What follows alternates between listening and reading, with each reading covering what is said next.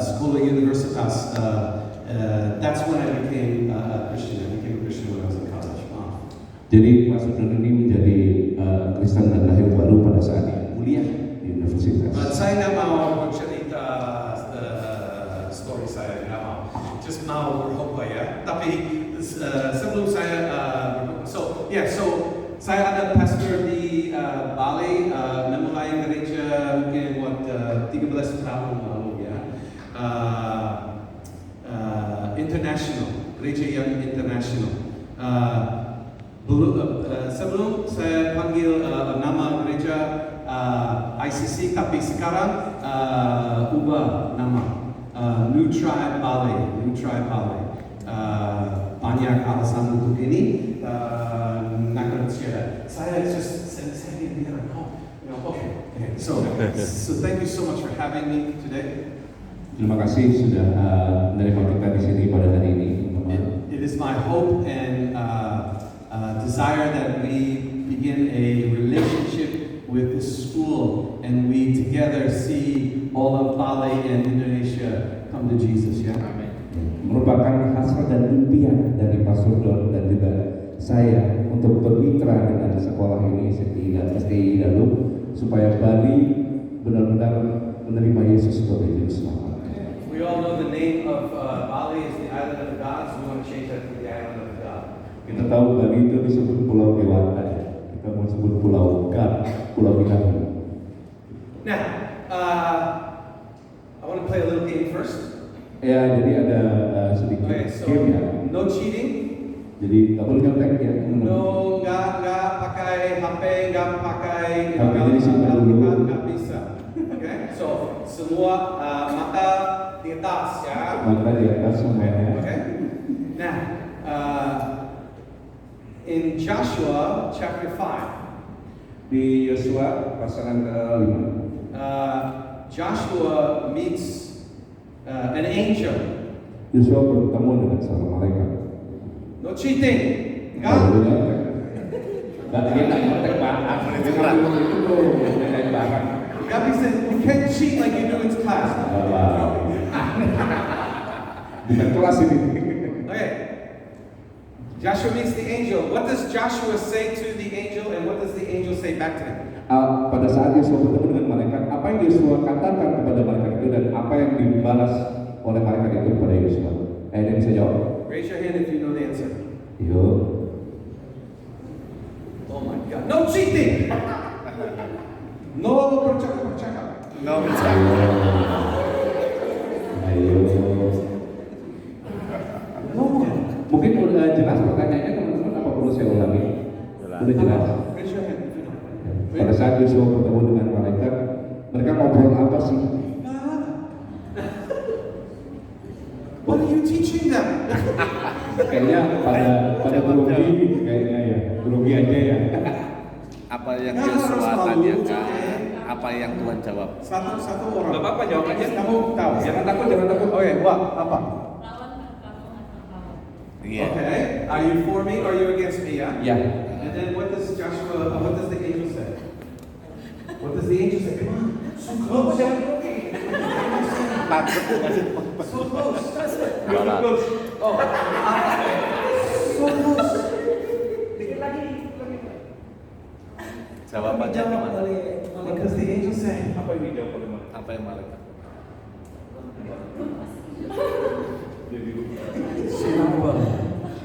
Do you know what he says? Do you know what the angel says? Enggak lupa. Enggak tahu. Juga grogi kemana Pak? It's so close. You don't know what you win. You'll win something if you get it right. Ada hadiahnya nih teman-teman. Does anyone know what the angel says back to Joshua? Mungkin ada yang tahu jawabannya yang lain yang bisa bantu. Tadi udah benar. Dosen boleh? Lecturer? Ya bisa. Bukan kawan dan bukan lawan. Tetapi tanah yang kau injak adalah tanah yang kudus.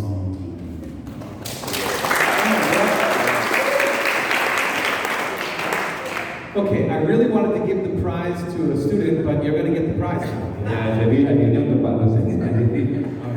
Beliau Two Yosua. tickets to Sydney Mohendi, who's coming Dua, ya. in 2 weeks. Yeah. Ya, jadi Bapak dapat 2 tiket ke konser Sydney Muhyiddin lagi yang ada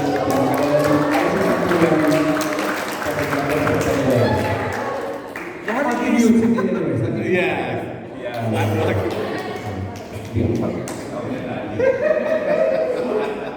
We're just having fun. Okay. So one of the things I wanted to share before I speak is I wanted to say that one of the things we want to do with the schools, together with the school. Yeah. Jadi sebelum Pak Saudara mulai khotbahnya, kita mau ada pengumuman nih buat teman-teman, kita mau ada partnership dengan sekolah ini nih. We want to offer internships to students that would be interested in doing different ministries. Jadi kita akan membuka gereja Pastoral Mitra Bali akan membuka internship buat teman-teman yang ingin untuk memulai beberapa pelayanan ya. You know, like 6 months or a year, 6 months or 1 year internship. Jadi durasinya bisa 6 bulan, bisa 1 tahun. We have four internships available. Ada 4 area internship yang ada di Mitra Bali. And we will tailor the internship for what you desire to be a part of. Dan kita akan sesuaikan dengan minatnya teman-teman juga dalam internship itu apa. So misalnya kids ministry, Contohnya pelayanan anak-anak, outreach, penjangkauan ke desa-desa, pujian dan penyembahan, preaching, seperti itu. khotbah juga. Bisa. So the way we want that to work is if you're interested, Kalau teman-teman tertarik, you would need to see the leaders. teman-teman bisa ngobrol diskusi dengan dosen yang bersangkutan dengan para And then we will, if they approve, then we will meet and interview and go from there. Kalau misalnya pimpinan sekolah sudah approve teman-teman, nanti kita akan interview untuk internship. As I said before, as I said to my brother, I said, the reason why I want you to go through the leadership, if they approve and you are bad, then they're at fault. Jadi tujuannya salah satunya adalah kalau misalnya pemimpinnya approve, terus teman-teman di sana kurang bagus ya, jadi kita pas bulan bercanda nih bisa salahin pemimpinnya gitu. All right. So today I want to talk about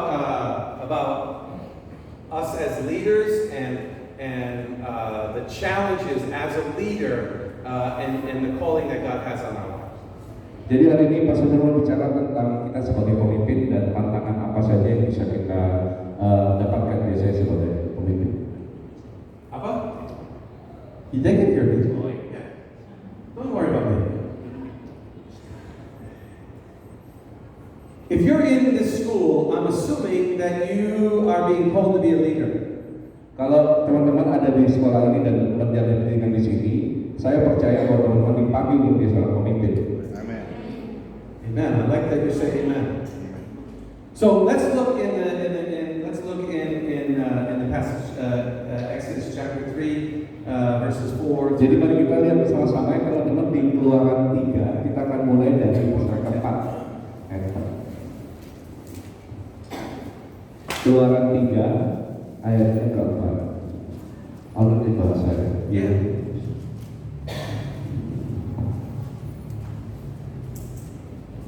Boleh.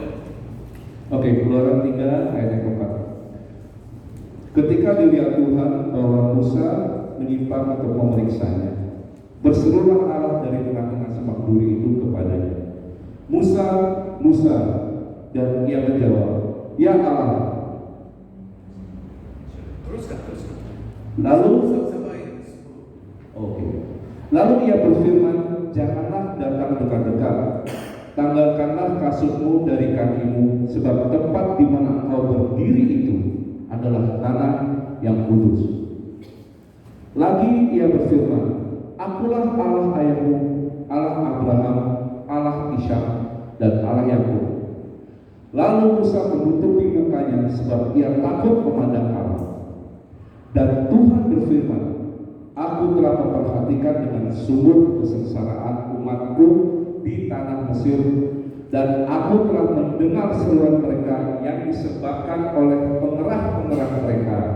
Ya, aku mengetahui penderitaan mereka. Sebab itu, aku telah turun untuk melepaskan mereka dari tangan orang Mesir dan menuntun mereka keluar dari negeri itu ke suatu negeri yang baik dan luas, suatu negeri yang berlimpah-limpah susu dan madunya, ke tempat orang Kanaan, orang Het, orang Amori, orang Feris, orang Hewi, dan orang Yebus. Sekarang seluruh orang Israel telah sampai kepadaku. Juga telah kulihat betapa kerasnya orang Mesir menindas mereka. Jadi sekarang pergilah, aku mengutus engkau kepada Firaun untuk membawa umatku, orang Israel, keluar dari Mesir.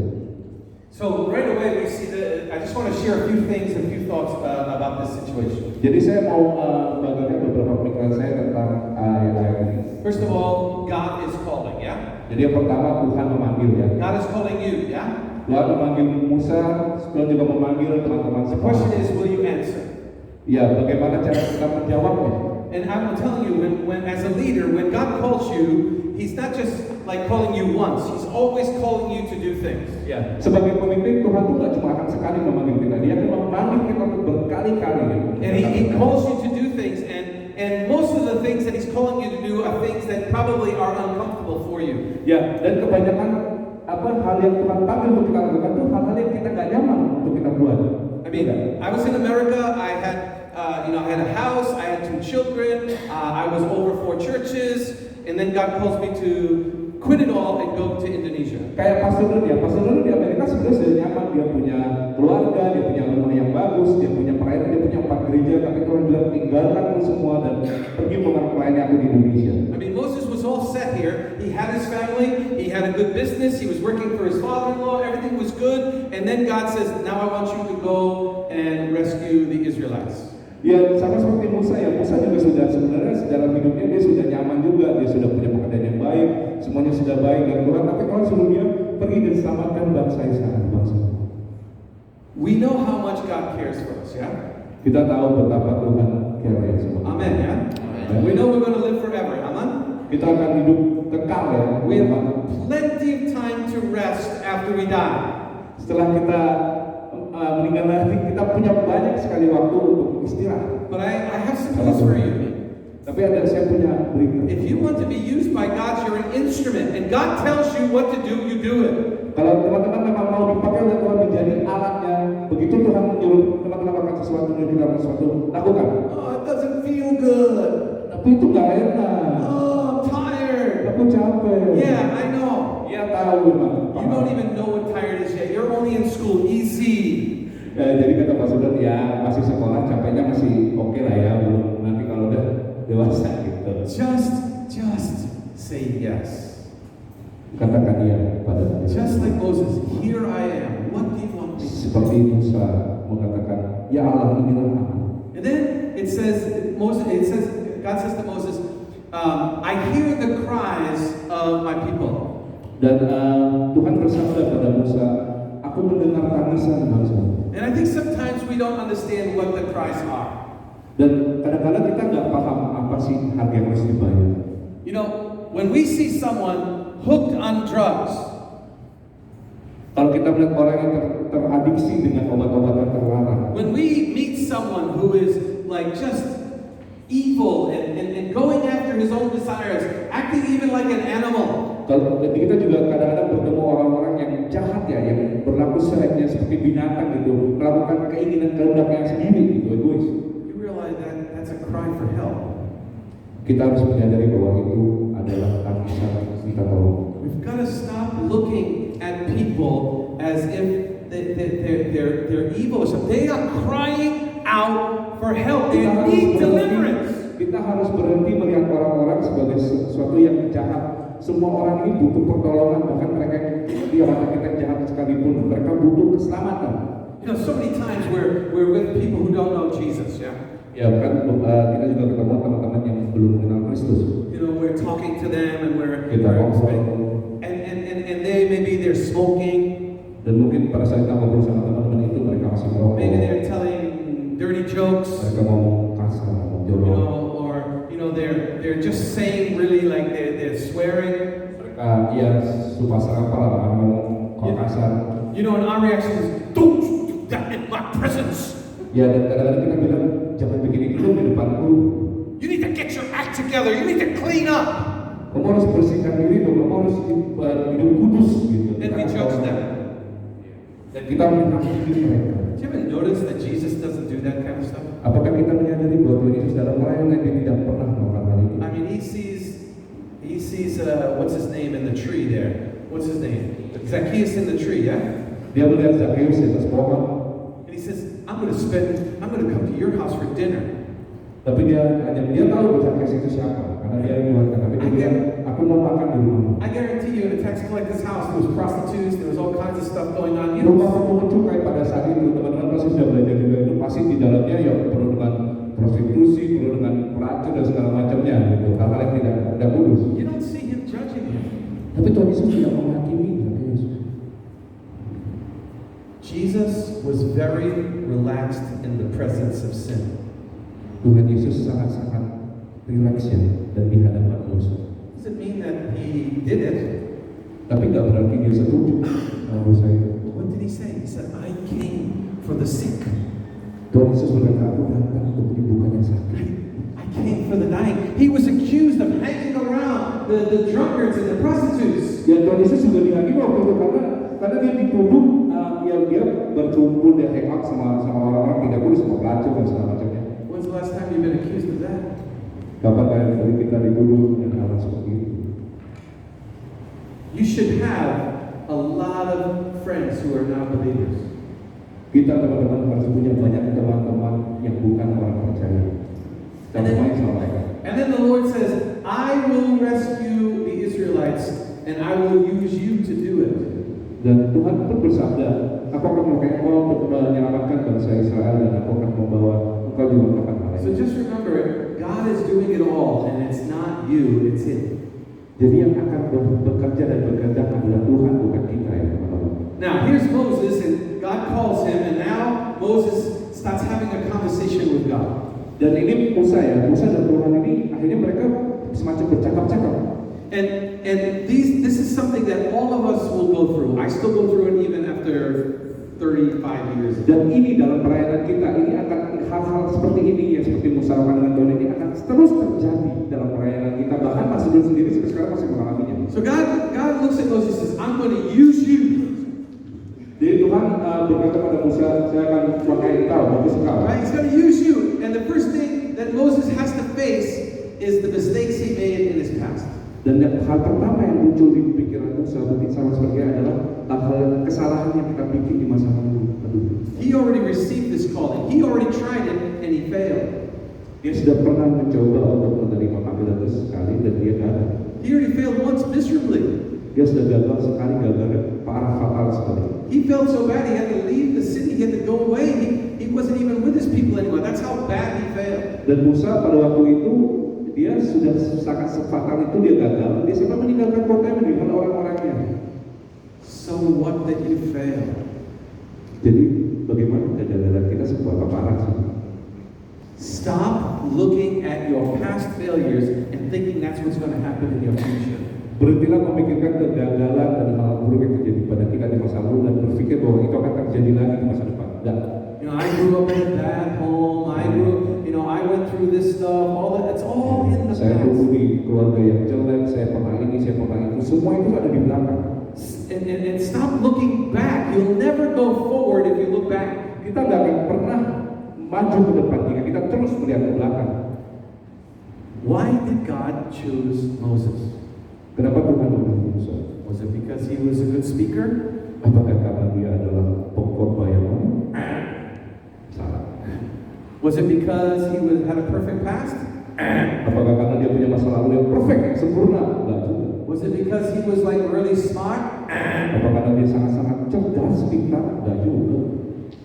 You know what it says in the Bible? It says, I did not choose you because, he said this to God's people, he said, I didn't choose you because you were great or anything. I chose you because I chose you to be used by me. That's it, not Jeff.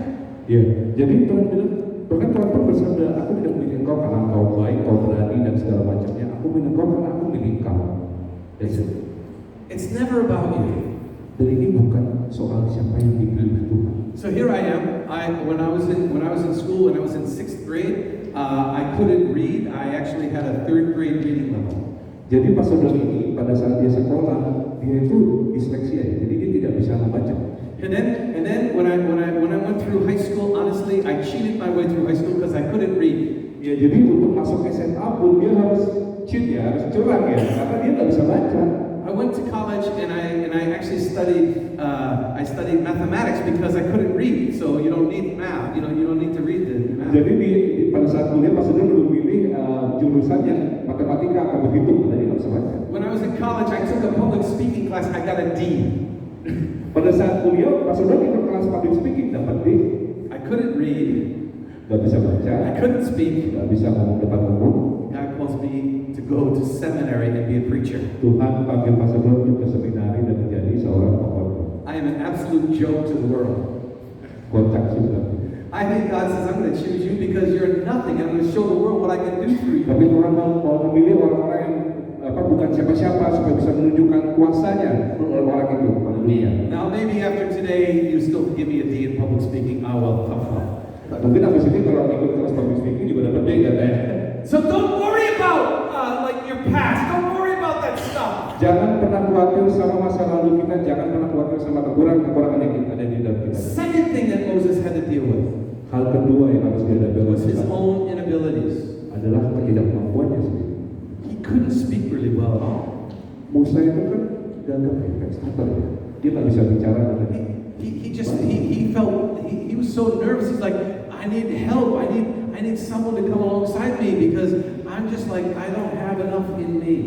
Jadi Musa karena kekurangannya itu dia berkata, aku harus selalu ada orang di samping aku karena aku nggak cukup sendiri gitu, nggak bisa. And the beautiful thing is, God gives Aaron to him. Iya, dan hal yang indah Tuhan memberikan surat pada Musa. When you start leading, Pada saat kita mulai memimpin, here's what you want to do. ini yang harus kita lakukan. You lead to your strengths. You lead to your strengths. Jadi kita memimpin dengan apa yang ada dalam kita. You lead in your giftings. Jadi apa talenta apa yang Tuhan berikan pada kita. And you find people who have giftings in your weaknesses and you bring them alongside. Dan pada saat kita memimpin dengan apa yang kita punya, kita bertemu orang yang punya apa yang kita belum punya atau kita kurang, dan kita ajak orang itu untuk memenuhi kekurangan kita, untuk memenuhi kekurangan kita. One of my weaknesses is organization. Contoh ya, Pak Sudar ini lemahnya di organisasi, ya. Orangnya random ya, rapi. So bad at organizing things. Dia itu benar-benar iya sih. You never want to put me in charge of organizing things. Organisasi, sistem kayak dia tuh lemah banget untuk nyusun-nyusun gitu. Even this morning, I was studying and I got so caught up in my studies, I almost missed the meeting with you. Bahkan pagi ini dia lagi belajar dan lagi baca Alkitab, dia sampai lupa ada pertemuan ini.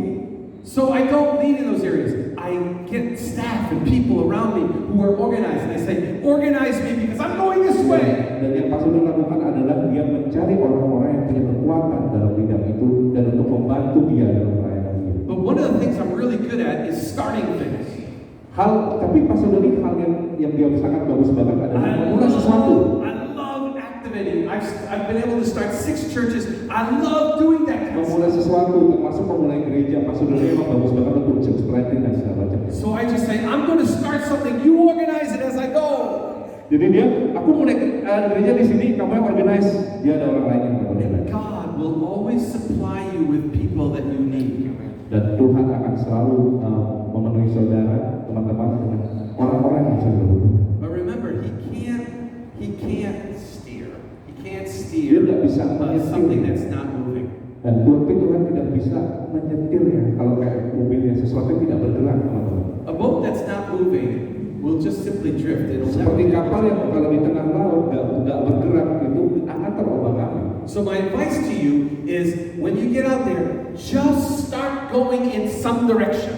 Jadi saran Pak Sudar kalau sudah nanti teman-teman keluar sana, jalan aja ke satu arah. When I first became a Christian, I was like 21 years old. Pada saat pertama kali Pak Sudar berkorban, dia umur 21 tahun ya. You have to understand, I knew no Bible.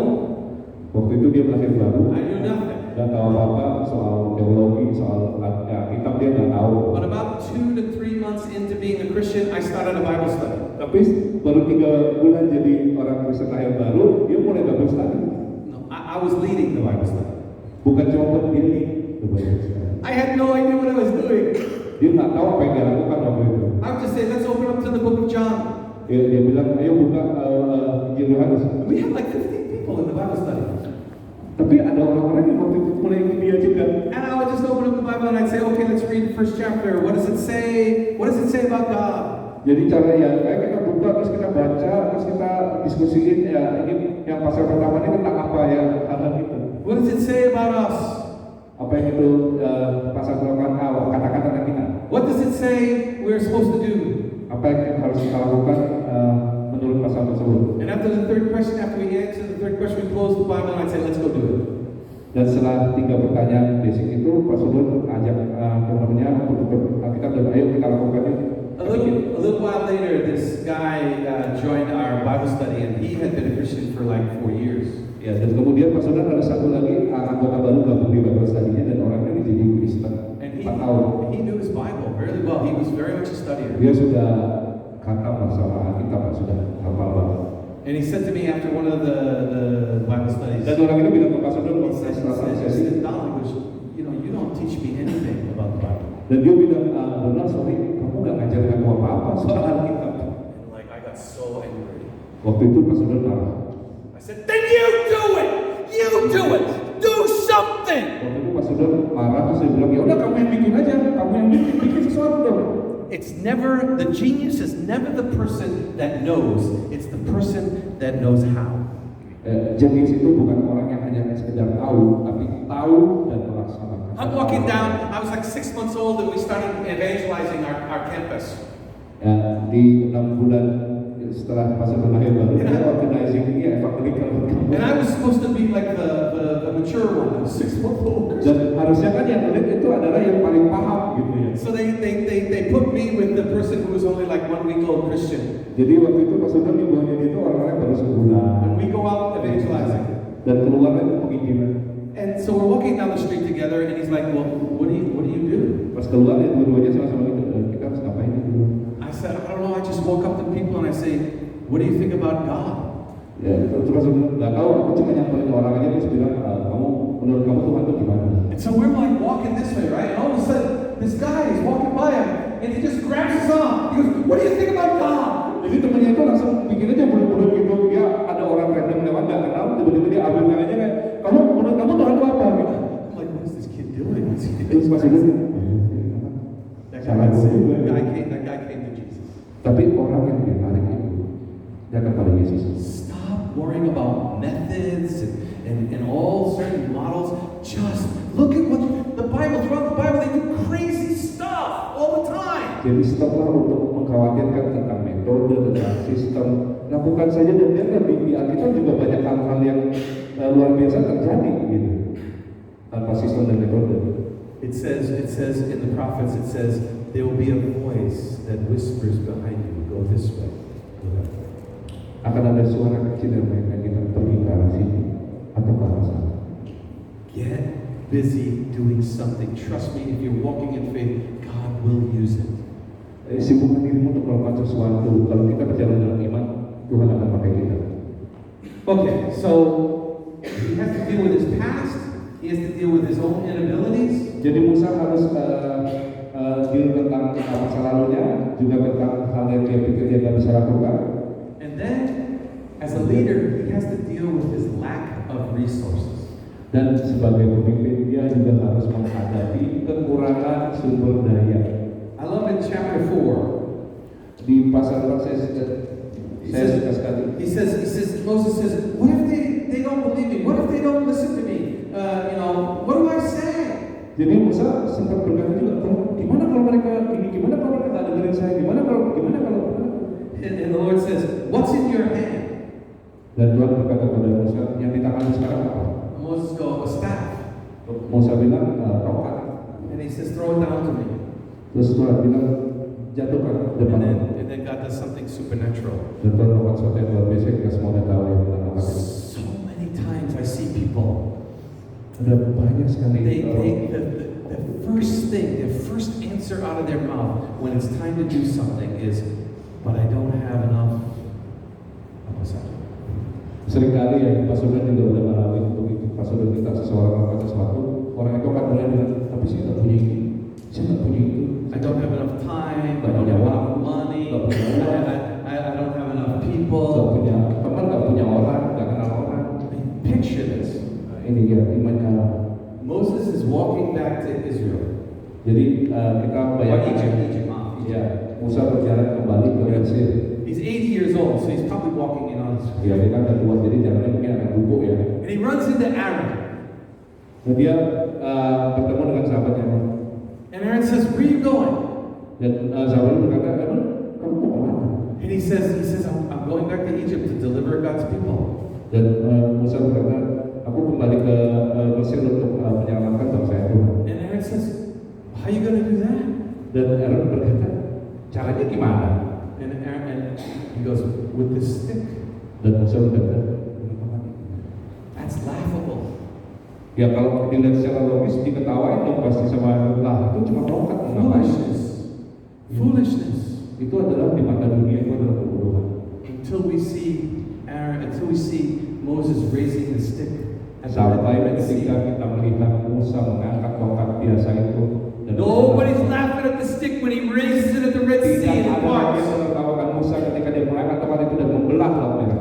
Don't look at what you don't have. Look at what's in your hand. Jangan lihat apa yang kita tidak punya, lihat apa yang di tangan kita sekarang. See, this is the thing. God, I believe this is how God works. Dan saya percaya ini cara Tuhan bekerja seperti ini. All of a sudden, like, you're kind of walking through life and this idea kind of floats up into your brain. Jadi pada saat kita lagi melakukan sesuatu, ada ide yang ada gagasan yang muncul di You kepala. know, gives you an idea. You should go do this, or you should help that person. Or Ide ini di dalam kepala kita berkata, kita harus bikin ini, kita harus bikin itu untuk orang-orang yang ini. And a lot of times, our first reaction is, I don't have enough time. Dan biasanya kita lagi nemu gagasan itu kan lagi di jalan atau mau kemana terus yang, aduh nggak ada waktu, I don't have enough money. aduh duitnya, dari mana duitnya? And I believe when you do that, what happens is the idea just floats away. Dan begitu kita melakukan itu, ya gagasannya udah lewat begitu. I don't believe that God. I don't believe that God like gets mad at you. I'm not into all that stuff. It just floats away and goes to someone else. Ya dan gagasan itu akan pergi dan hidup di orang lain. But if you say yes to it, Tapi ketika kita bilang ya, you say yes to that, pada saat kita bilang iya, you begin to walk in it. dan kita mulai berjalan sesuai dengan That's when God supplies. disitulah Tuhan akan. Why would God give you all the time and all the money, give you an idea? There's no faith in that. Ya, kalau Tuhan kasih semuanya, kasih ide, kasih uang, kasih gagasan, kasih semua kebutuhan, ya nggak ada imannya dong di sana. I keep saying I want to preach a sermon that says the God who never gives enough. Ya, saya akan berbuat tentang Tuhan yang tidak pernah memberikan sesuatu yang sebenarnya cukup. He never gives enough at first.